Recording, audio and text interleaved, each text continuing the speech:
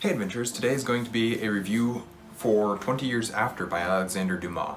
20 Years After is the sequel to the Three Musketeers. This is kind of part 2, kind of book 2, depends on the translations that you follow, I guess, because there's kind of like a one that's not specifically about the Three Musketeers that sits in between, that's about the Cardinal, about Cardinal Richelieu. But anyways, in just the D'Artagnan romances that are following D'Artagnan, this one is book 2, essentially.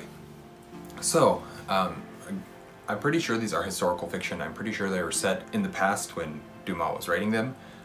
Either way, they're now historical fiction, but I don't know if they were at the time. There's also swashbuckling adventures, and this one is much more of a getting the band back together type book before the swashbuckling adventure begins. So, as I mentioned, this is the sequel to the Three Musketeers, and although set 20 years after the original, it still feels very much the same, and I'll get more into that in a little bit.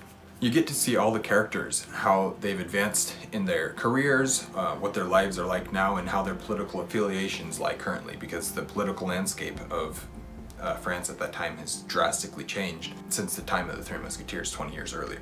The returning characters each feel like a natural progression from where they were, and the new characters are just as colorful and intriguing as those that we already know. So we're introduced to several new characters, the sons of some of the characters, stuff like that. There's also the new Cardinal, and several other new characters that are just as vibrant but very different from the characters of the original, but still feel like fully fleshed out characters, which is really cool to see. But then the older characters, specifically the 4 main characters, D'Artagnan, Athos, Porthos, and Aramis, they're all very much, this feels like the same character, but in a different place in their life, and I really appreciate that. The biggest change is the politics. The world is in a drastically different place, and the characters reflect that. The differences in alliance is what make up the conflict of this first half of the book, this getting the band back together part, where they can't successfully get the band back together because they're lying in different political places. Some of them think this way, some of them think that way, and so they're trying to reconcile that throughout the first half of the book.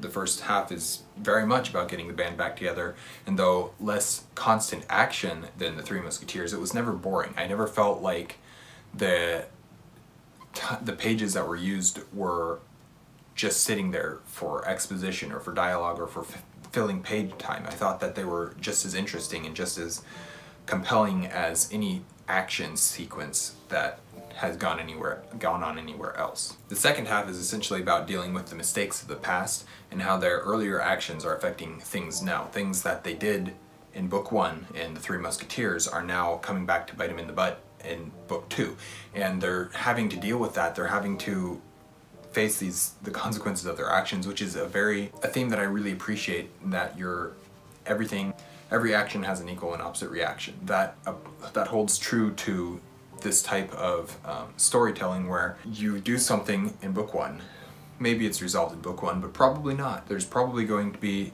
I mean, it may be somewhat resolved in book 1, but in a series like this, where it's supposed to be real characters, real people, set in real time, set in real events, when you take those things and you put them into a story, oftentimes those events that happen earlier in the characters' lives will come back to haunt them, and they will have to deal with them in a later time, and I really appreciated seeing that, and the way that it was done was really well. Once again, when we see the 4 D'Artagnan, Athos, Porthos, and Aramis together and their interactions with each other, it's extremely fun, it's hilarious, and it truly feels like 4 best friends. The banter between them, it's just very much like realistic dialogue, realistic communication between 4 best friends that just, they've known each other for so long now that they just, doesn't matter what they're talking about, they can make fun of each other, but they don't necessarily, and sometimes they do, but it's just, they're just having fun and they're just talking to each other, and I really appreciate